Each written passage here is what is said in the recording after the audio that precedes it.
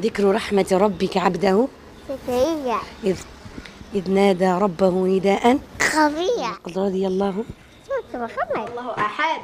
আফ্রিকার আরব দেশ আলজেরিয়ায় এমন একটি শিশু জন্ম নিয়েছে যে পুরো বিশ্ববাসীকেই হতবাক করে দিয়েছে। এই শিশুটি কোনো সাধারণ শিশু নয়, বরং সে একজন কোরআনে হাফেজ।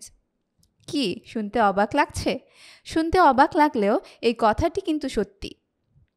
ছোট্ট এই শিশুটি মায়ের গর্ভ থেকেই কোরআনে হাফিজ হয়ে জন্ম নিয়েছে। এই বাচ্চাটিকে সবাই পৃথিবীর সবচেয়ে কম বয়সী হাফিজ বলে মনে করছেন। যখন মানুষেরা তাকে তেলাওয়াত করতে দেখেছিলেন, তখন তারা নিজেদের চোখেই বিশ্বাস করতে পারছিলেন না। দুনিয়ার বুকে এমন অলৌকিক ঘটনা হরহামেশাই ঘটে যাচ্ছে। কোথাও কোরআন পুড়িয়ে দেওয়া হচ্ছে, আবার কোথাও জন্ম নিচ্ছে এমন শিশু যে জন্মগতভাবেই ধারণ করছে সমস্ত কোরআন। 2 বছর বয়সী শিশুটির নাম ইয়াহিয়া। ভিডিও চিত্র ধারণ করার সময় যার কথাও ছিল অস্পষ্ট, কিন্তু তারপরেও আল্লাহর কালাম শোনার সাথে সাথে তেলাওয়াত করতে পারে সে।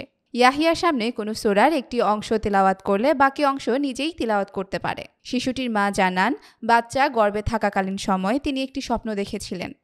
সেখানে সাহাবায়ে ইকরাম তাকে একটি মুক্তা দিয়েছিলেন এবং তিনি তা গ্রহণ করেছিলেন।